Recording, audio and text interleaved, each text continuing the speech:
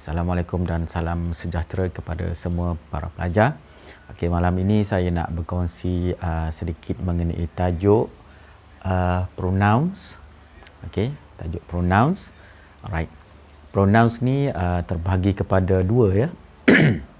Yang pertama singular pronouns dan yang kedua ialah plural pronouns. Singular pronouns ini ialah pronouns atau kata ganti nama tunggal. Manakala plural, plural pronouns adalah kata ganti nama yang lebih daripada satu. Apa maksud yang saya berkata demikian? Contoh. Untuk singular pronouns, kategorinya ialah ataupun di bawahnya adalah he, she, it. He ganti nama kepada lelaki, she ganti nama kepada perempuan, dan it ganti nama kepada haiwan ataupun benda. Untuk he, she, it, verb to be-nya kita kena gunakan is. Is. Ini pun kalau dalam ayat present tense. Dalam ayat present tense, he, she, it kita kena guna is. Manakala dalam ayat past tense, he, she, it kita guna was. Yang berwarna merah ni past tense. Yang warna hitam ni untuk present tense. Alright. Manakala yang plural pula ialah kata ganti nama yang lebih daripada satu. Contohnya you. You adalah merujuk pada anda ataupun awak, orang yang lebih daripada seorang. They, mereka, tentulah ramai ya. Mereka ni ramai. Dan we, kami. Kami merujuk kepada golongan manusia yang lebih pada satu. Ramailah. Jadi untuk plural pronouns you, they, we, kita gunakan verb to be-nya ialah are bagi simple present. Manakala jika ayat ini dalam past tense, kita gunakan were. W-E-R-E. Jadi singular pronouns he, she, it, present tense guna is. Singular pronouns he, she, it, kalau past tense kita gunakan was. Manakala plural pronouns iaitu kata ganti nama lebih pada seorang, you, they, we, kita gunakan are jika ayat tu present tense. Manakala you, they, we, kita gunakan were jika ayat itu past tense. Bagaimana pula dengan I? I ini adalah special. Walaupun dia singular, tetapi dia tidak termasuk dalam golongan ini. Singular ini. Kerana I, kita tak boleh gunakan is. I is. Namun begitu, I kita boleh gunakan was. Contohnya, I was a student in 1980. For example. Right? I was boleh, tapi I is tak boleh. Biasanya I ni kita kena gabungkan dia dengan verb to be am. I am. I am a lawyer, I am a teacher, I am a principal dan sebagainya lah. Alright.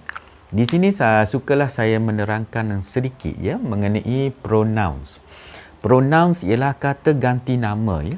Kata ganti nama bagi orang yang tak berapa faham lagi. Kata ganti nama iaitu he, she, it, you, they, we, I. So, kata ganti nama ini dia menggantikan nama siapa? Jawapannya ialah dia menggantikan nama manusia dan juga haiwan. Contoh, example. Kita ambil he dalam singular pronouns. He. Okey. Bawah sikit.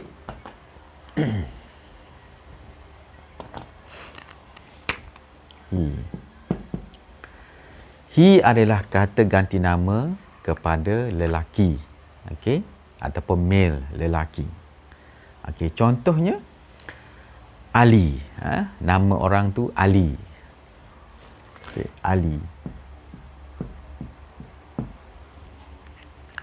Okey, kalau kita buat ayat, Ali is a gardener.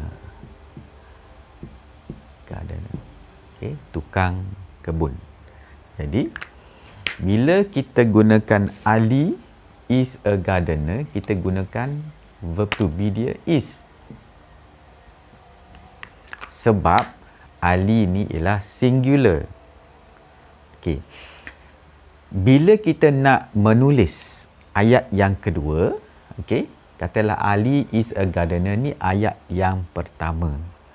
Jadi bila kita nak sambung ayat ni, contohlah kita kata he is very tall. Dia sangat tinggi.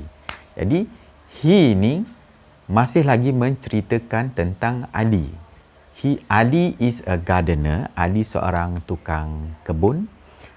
He is very tall. Dia sangat tinggi. Jadi he ni merujuk kepada Ali. Sebab itulah he dikatakan sebagai pronouns di sini. Pronouns. Singular pronouns. Sebab he menggantikan nama Ali. Contoh, Ali is a gardener. Ayat kedua yang masih merujuk kepada Ali, kita tak guna dah nama Ali. Kita gunakan he. Kenapa kita tidak menggunakan she? She adalah untuk perempuan. Okay. He adalah untuk lelaki. Sesuailah, Ali nama lelaki. Biasa macam itulah. Kenapa kita tidak gunakan they?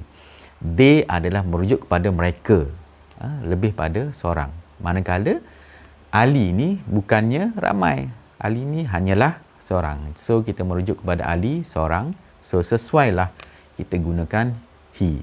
Jadi he ini adalah pronouns ataupun kata ganti nama kepada Ali. Apabila kita ingin menulis ayat tu kali kedua.